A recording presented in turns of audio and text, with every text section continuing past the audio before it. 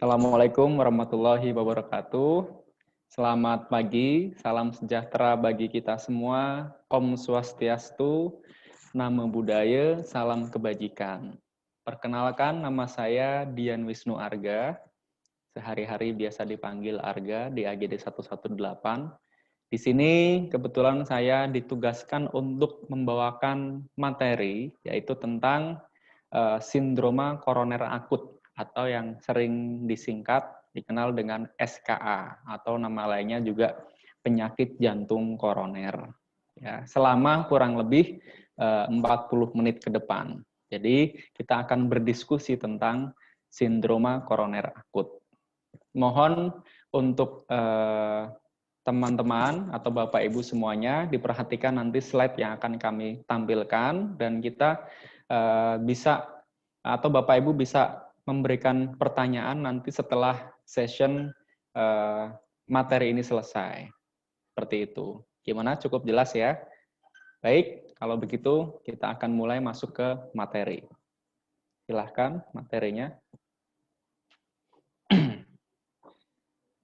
Oke, akut coronary syndrome atau sering juga dikenal dengan sindrom koroner akut atau disingkat dengan SKA. Apa itu SKA, seperti apa tanda gejala SKA, dan bagaimana cara penanganannya, nanti akan kita bahas bersama-sama. Ya. Nah, ini ada contoh skenario yang bisa Bapak Ibu lihat, teman-teman lihat di layar monitor masing-masing. Anda bekerja di IGD Rumah Sakit Tipe C, ya, dengan 1 dokter umum dan 3 perawat. Menerima seorang pasien dengan usia 53 tahun dengan keadaan umum masih sadar, tapi dia tampak gelisah, lalu mengeluh nyeri dada, ya, terasa nyeri di epigastrium seperti tertusuk.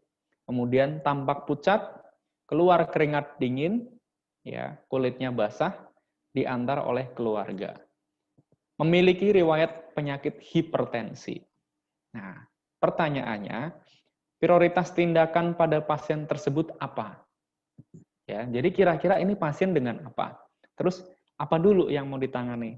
Oke, nanti kita akan bahas setelah kita bahas tentang materi ini.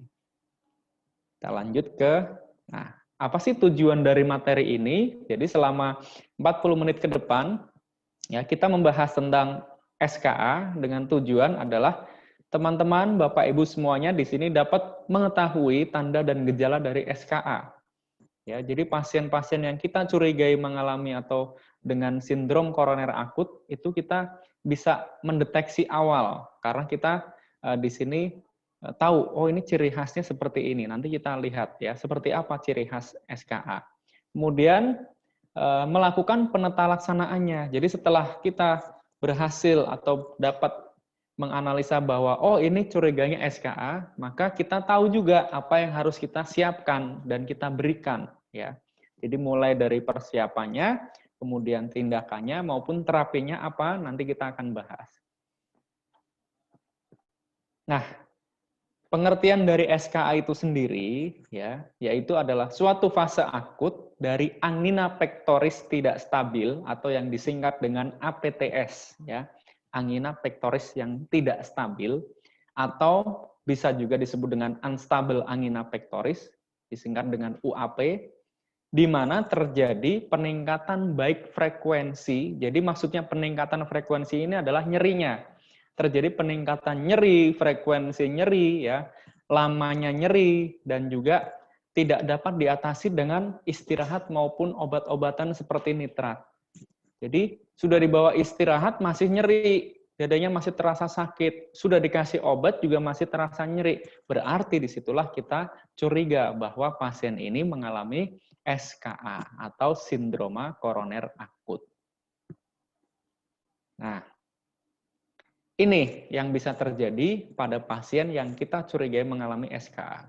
Jadi SKA sendiri adalah sesuai namanya, akut coronary syndrome. Jadi masalah utamanya adalah di pembuluh darah koroner yang sebelumnya sudah dibahas pada materi EKG normal, yaitu ada pembahasan tentang anatomi dan fisiologi dari jantung. Jadi jantung kita tugasnya adalah memompa darah ke seluruh tubuh. ya. Tapi jantung juga membutuhkan darah. Dari mana dia dapat darah? Dari pembuluh darah yang memperdarai otot jantung itu sendiri, yang disebut dengan arteri koronaria. Jadi ketika terjadi penyumbatan di arteri koronaria yang disebabkan oleh adanya penumbukan plak di dinding arteri tersebut, maka resikonya adalah terjadi hambatan aliran darah. Yang tadinya darah itu bisa lewat dengan lancar, tiba-tiba tertutup. Nah, sehingga darahnya berhenti, ya. Nah, padahal darah di sini fungsinya adalah memberikan suplai nutrisi dan terutama adalah suplai oksigen kepada sel-sel yang ada di seluruh otot jantung tersebut. Nah, ketika terjadi sumbatan, maka aliran darah berhenti, efeknya oksigen tidak sampai ke sel. Nah, apa yang terjadi? Terjadilah yang namanya iskemik. Iskemik yaitu kekurangan oksigen di lokasi yang memang dialiri oleh pembuluh darah yang tersumbat tadi. Nah, efeknya apa? Dari iskemik ini akan merubah metabolisme, yaitu perubahan dari metabolisme aerob menjadi anaerob. Nah, efeknya lagi, metabolisme anaerob ini hanya bertahan sementara, tidak bisa terus-menerus. Karena apa? Hasil sampingan dari anaerob adalah penumbukan asam, yaitu asam laktat. Nah, ketika terjadi penumbukan asam laktat, maka disitulah akan timbul rasa nyeri. Jadi nyeri dadanya tersebut berasal dari karena adanya penumbukan asam. Gitu, ya. Jadi manifestasi klinisnya adalah nyeri dada. Nah, terus kalau dibiarkan apalagi efeknya? Tadinya hanya iskemik. Lama-lama bisa berubah tahapan berikutnya menjadi injury, cedera. Sampai akhirnya mati. Terjadilah infak. Makanya disebut dengan infak miokard akut atau singkatannya IMA. Nah, jadi itu gambaran dari proses terjadinya SKA. Jadi kenapa bisa terjadi infak atau kenapa bisa terjadi iskemik ataupun injury tadi? Jadi awal mulanya ya karena adanya penyumbatan di pembuluh darah. Kenapa penyumbatan pembuluh darah? Karena adanya penumpukan plak. Plak yang menempel di dinding pembuluh darah kemudian terlepas, terjadilah trombus atau gumpalan sehingga akan menyumbat. Ya, jadi efeknya apa tadi? Bisa timbul nyeri dada karena ada peningkatan asam laktat, kemudian bisa terjadi iskemik, injury dan infak. Ya, apalagi yang berpengaruh? Nah, kalau kita berbicara jantung, tidak hanya otot maupun jaringan yang lain, tetapi juga adanya sistem konduksi. Nah, ini akan terganggu. Terjadilah gangguan repolarisasi listrik jantung. Nah, efeknya apa? Karena gangguan repolarisasi inilah menimbulkan nanti pada gambaran EKG akan tampak adanya ST depresi maupun ST elevasi. Bahkan kalau sudah terjadi infrak akan muncul yang namanya kipatologis seperti itu. Ya, jadi itu gambaran-gambaran yang bisa ditemukan pada pasien dengan SKA. Nanti kita lihat seperti apa. Jadi ciri khasnya biasanya si pasien akan mengeluh nyeri dada. Nyerinya tidak hanya pada satu titik, dia akan menjalar, ya, bisa menjalar ke ulu hati atau ke tadi epikasdrium, bisa juga menjalar ke dada kiri, bisa ke kanan, bisa ke bahu, bisa ke lengan, bisa ke punggung, bisa ke leher, bisa ke rahang. Itu gambarannya. Jadi nggak semua hanya di dada saja, bisa menjalar, ya. Terus tidak hilang saat istirahat. Nah, apa yang kita lakukan? Nanti kita lihat tindakannya apa saja.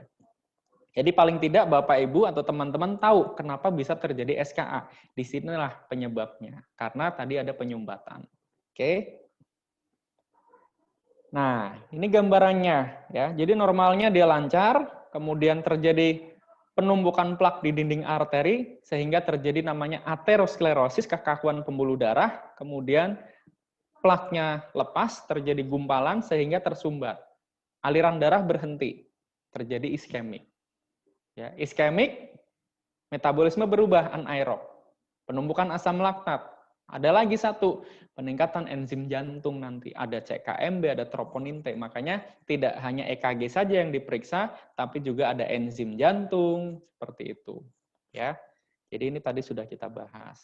Nah, tinggal dilihat daerah mana yang terjadi infak atau injury atau tadi iskemik itu akan terlihat dari lokasi saat kita rekam EKG. Nah, disitulah nanti akan dihubungkan. Kalau lokasinya depan, pembuluh darah mana yang terdekat, arteri koroner mana yang terdekat. Nah, disitulah akan ketahuan, diperkirakan masalah sumbatannya ada di arteri sebelah mana. Gitu. Ya. Nah, faktor risiko dari aterosklerosis. Nah, ini faktor-faktor risikonya adalah pertama karena genetik. Ini tidak bisa dirubah karena memang keturunan ya, atau ya secara kasarnya warisan gitu. Jadi kalau sudah ada faktor genetik, misalnya dalam keluarga kita ada yang memang punya riwayat penyakit jantung, paling tidak kita sudah bisa mengukur ya tingkat dari kemampuan diri kita masing-masing, dan kita bisa menghindari faktor-faktor yang lain supaya mengurangi faktor risiko tadi karena sudah ada. Terus merokok, lalu obesitas, kemudian hipertensi, usia, diabetes, ya, kemudian asupan lemak jenuh. Jadi lebih banyak kemana? Kalau genetik nggak bisa dirubah, umur juga nggak bisa dirubah. Tapi selain genetik dan umur di sini, nah disitulah berhubungan dengan gaya hidup atau pola hidup. Nah disitulah kita harus bisa mengatur supaya gaya hidup kita bisa disesuaikan dengan kondisi kita masing-masing. Jadi seperti itu, ya. Nah, ini patofisiologinya sebenarnya tadi sudah kita bahas secara sederhana. Jadi kalau kita lihat seperti yang Bapak Ibu teman-teman perhatikan di layar monitor, di situ awal mulanya adalah adanya perubahan yang terjadi pada pembuluh darah koroner karena adanya penumbukan plak. Kemudian terjadilah aterosklerosis, kaku pembuluh darahnya. Kemudian gangguan pasokan darah koroner ke miokard. Miokard berarti ke jantung, ke otot jantung. Terus ketika terjadi gangguan, maka area miokard akan mengalami kekurangan pasokan darah, di mana darah tadi membawa oksigen. Nah, terjadilah yang namanya iskemik. Iskemik ini akan mempengaruhi beberapa perubahan. Yang pertama adalah perubahan repolarisasi listrik, bisa muncul perubahan ST segmen, kemudian yang kedua perubahan metabolisme menjadi anaerob, yang ketiga ada atau munculnya manifestasi klinis ya. Nah, kita lanjutkan lagi. Di situ perubahan repolarisasi listrik akan mengaruhi tadi perubahan ST segmen. Bisa terjadi elevasi ST segmen, bisa juga depresi ST segmen. Atau kalau kita sebut di sini ada STEMI, ST elevasi miokard infark, dan non-STEMI, non-ST elevasi miokard infark. Ya. Kemudian dari anaerob tadi, ya, efeknya adalah terjadi peningkatan asam laktat, lalu pelepasan enzim jantung. Sehingga ketika kita periksa enzim jantung, entah di troponin T maupun CKMB akan terjadi peningkatan. Tapi biasanya ini akan terjadi setelah beberapa jam, jadi tidak langsung. Ya. Nah, ini akan menggambarkan terjadinya evolusi yang tadinya mungkin hanya iskemik atau injury bisa berubah menjadi infark. Di sini akan terlihat dari adanya perubahan enzim jantung, adanya pelepasan tadi, ya. Terus manifestasi klinis tadi adalah nyeri, gitu. Oke, itu patofisiologinya. Nah, ini yang tadi ya, tadi sudah berhubungan dengan slide sebelumnya yang kita lihat tentang pembuluh darah. Jadi awal mulanya itu normalnya dia lancar, nggak ada plak. Terus di yang kedua itu sudah mulai ada penumpukan plak. Jadi plak itu nempelnya tidak di luar dinding pembuluh darah ya. Maksudnya ini pembuluh darah. Terus dia di luar sininya bukan, tapi dia di dalamnya gitu. Mengumpul di dalamnya. Jadi ini dinding pembuluh darah nih, bulat. Nih kita lihat bulatannya. Nah, ini dindingnya kan ini ya. Jadi ini di dalam dindingnya sini, bukan di sininya, bukan, tapi di dalamnya sini. Nah, kalau plak ini semakin banyak, lemak-lemak ini banyak yang numpuk di situ, banyak yang berkumpul atau menumpuk, efeknya apa? Dindingnya semakin tipis. Nah, ini yang bahaya justru. Ketika dinding ini semakin tipis, resikonya kalau dinding pembuluh darahnya ini pecah, maka keluar plak tadi yang ada di dalam dinding pembuluh darah, terjadilah trombus. Ya, atau trombosis. Nah, itu yang berakibat adanya di situ terjadi myocardial infarction atau infak pada miokard. Yang kedua, kalau dia terjadi di pembuluh darah otak, ya terjadi stroke iskemik, seperti itu. Kalau dia terjadi di pembuluh darah yang memperdarai area ekstremitas, maka bisa terjadi critical leg ischemic. Ya.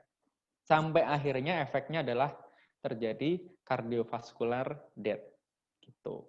Jadi ini gambaran tentang proses terjadinya mulai dari aterosklerosis sampai terjadinya aterotrombosis. Ya, gambarannya seperti itu. Nah, nih aterosklerosis dan trombosis. Jadi coba kalau Bapak Ibu perhatikan, teman-teman perhatikan. Nah, itu yang tadi saya bilang. Jadi posisi plaknya itu bukan nempel di pembuluh darahnya, itu bukan, tapi dia di dalamnya, di dalam dindingnya. Gitu. Jadi ketika dia pecah keluar, ya itu gambarnya yang hitam-hitam itu.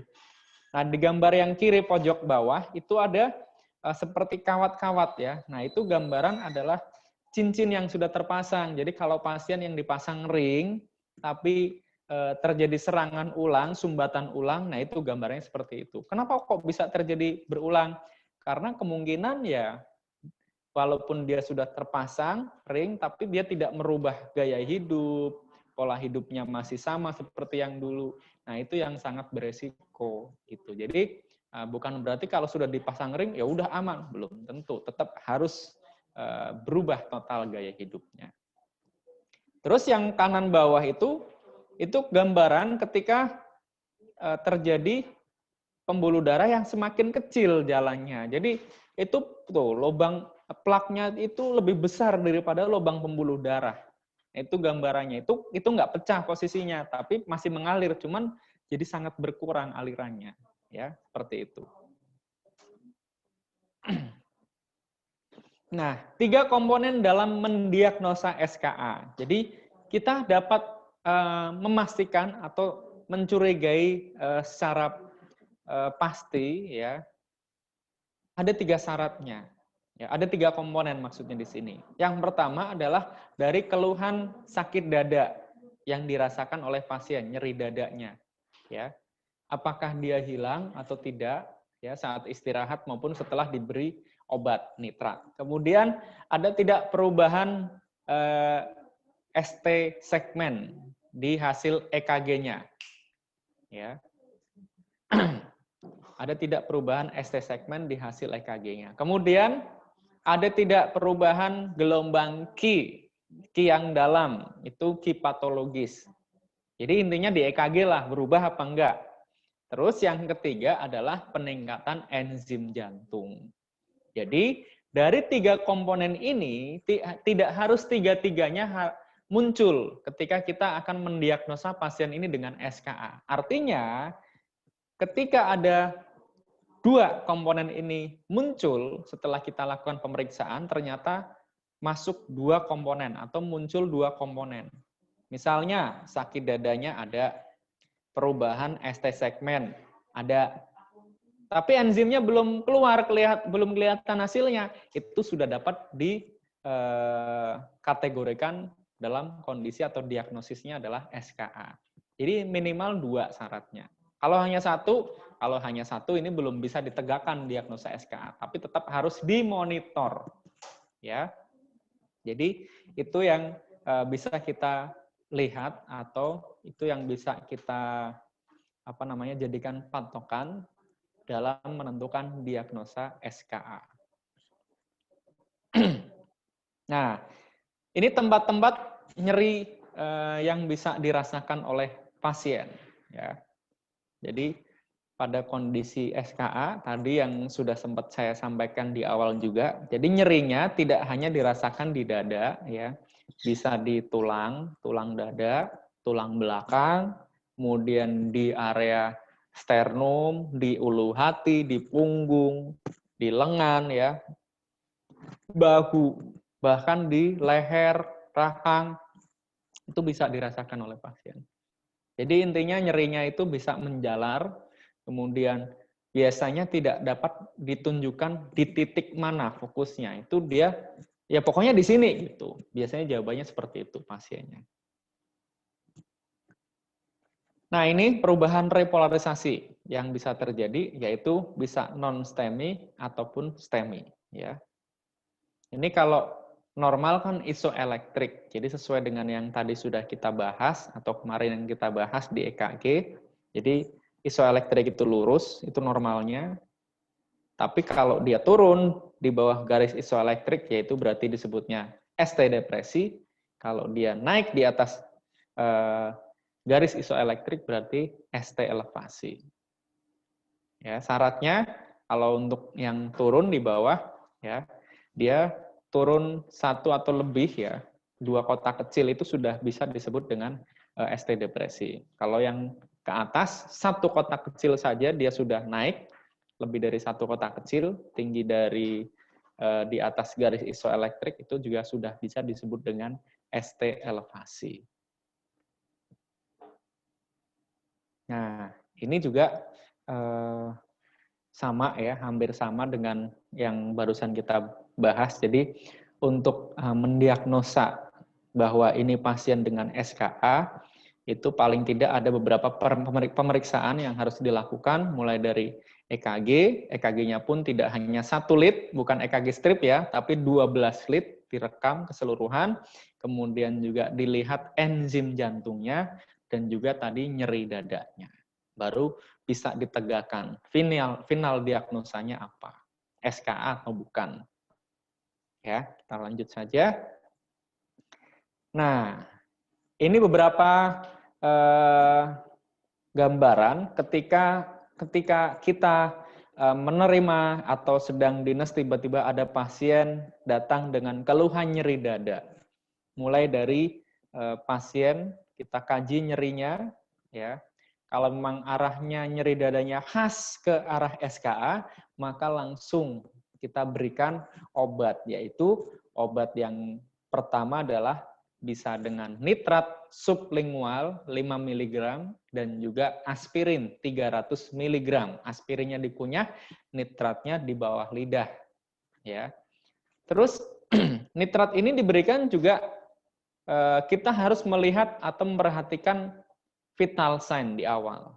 Ya, jadi kita tidak boleh asal memberikan obat di bawah lidah karena salah satu kontraindikasi pemberian nitrat adalah pasien dengan hipotensi.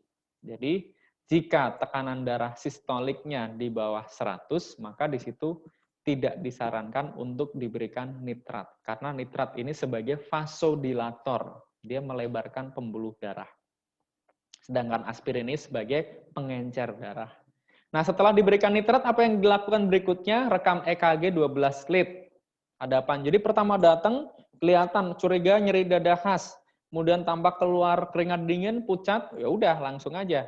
Tapi ukur tensi tadi ya. Tensinya berapa? Oh, ternyata boleh dikasih nitrat. Ya udah kasih. Terus apa? Aspirin punya. Udah, langsung rekam EKG 12 lead.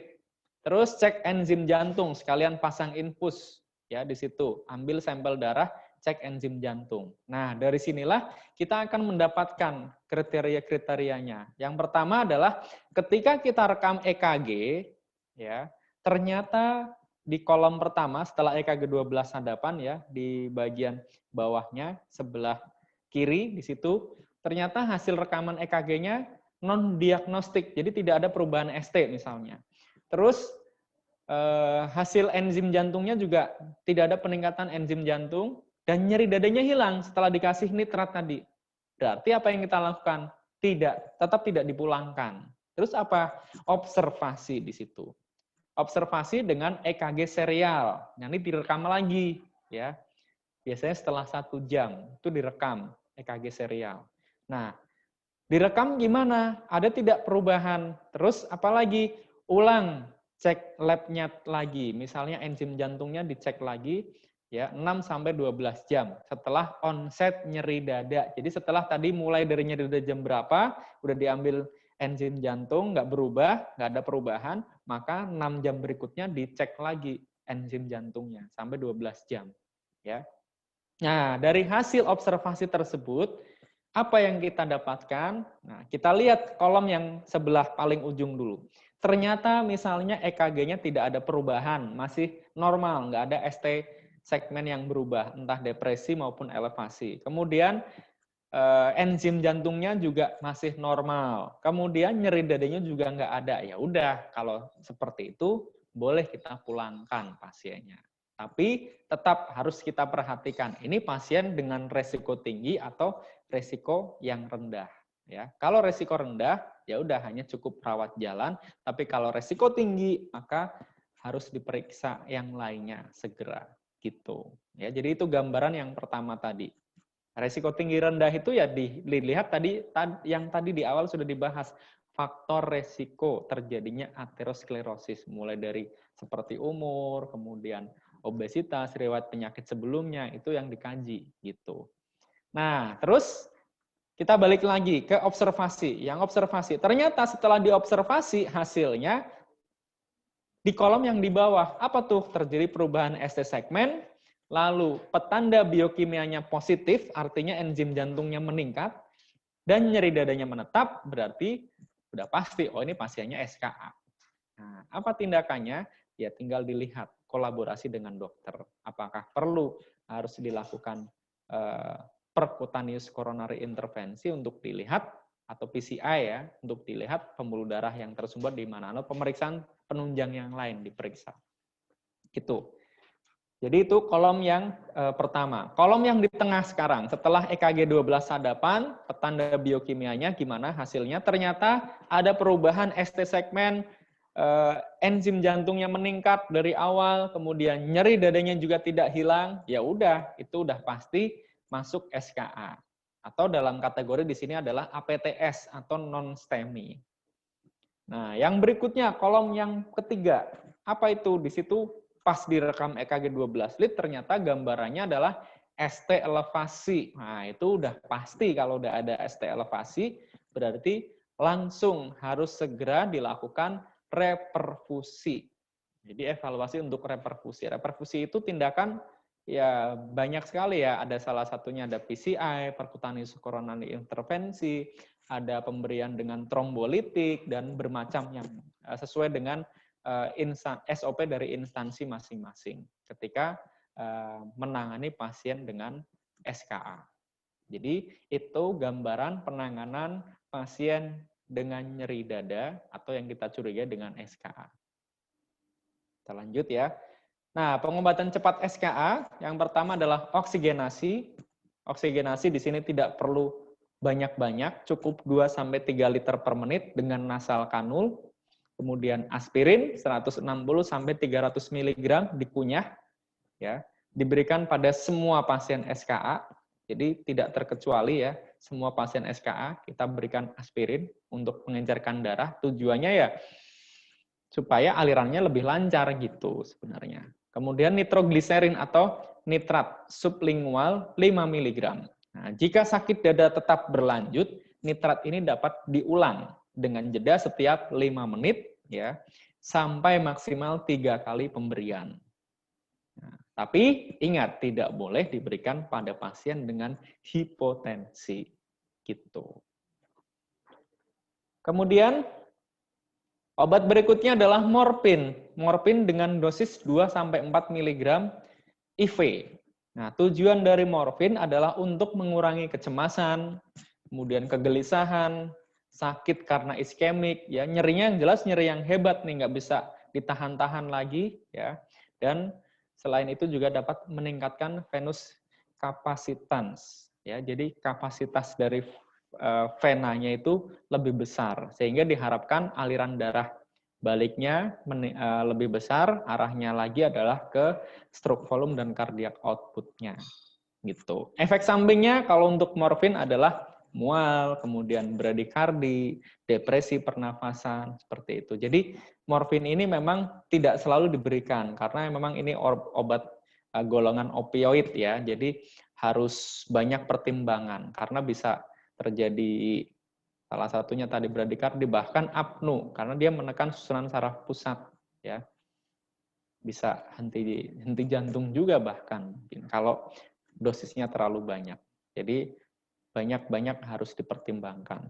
Jadi intinya tadi adalah yang wajib oksigen, tapi tidak boleh menggunakan NRM. Kenapa nggak boleh? Karena ternyata ada penelitian yang mengatakan bahwa penggunaan konsentrasi oksigen yang terlalu tinggi pada pasien dengan SKA justru akan menyebabkan terjadinya vasokonstriksi di koroner.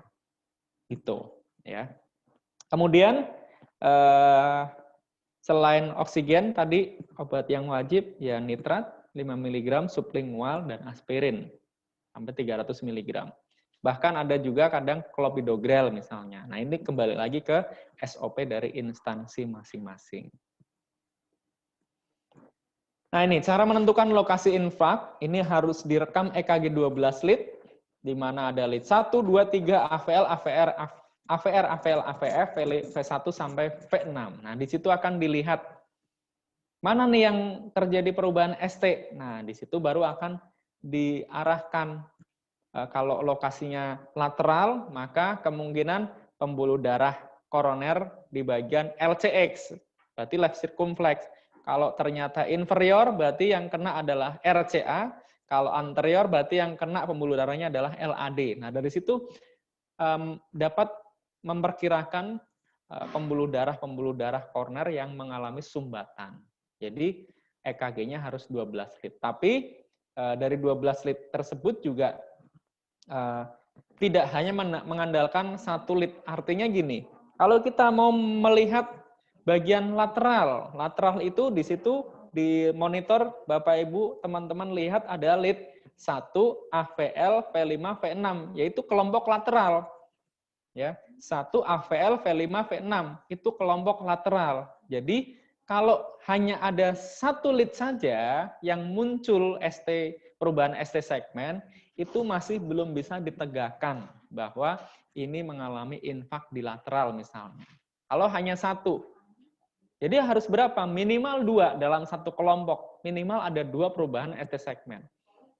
Misalnya kelompok inferior ada lead 2, 3 AVF. Yang muncul ST elevasi hanya lead 2, berarti nggak bisa kita tegakkan bahwa ada infak di inferior gitu. Jadi harus ada temennya. Berapa tadi? Minimal 2. Berarti kalau ada misalnya lead 2-nya ST elevasi, lihat lead 3 AVF-nya ada nggak? Oh, lead 3-nya ada, tapi AVF nggak ada. Tapi udah ada 2 tadi, berarti bisa nggak? Bisa. Kita sebut sebagai infak inferior misalnya. Gitu ya, jelas ya sampai di sini ya.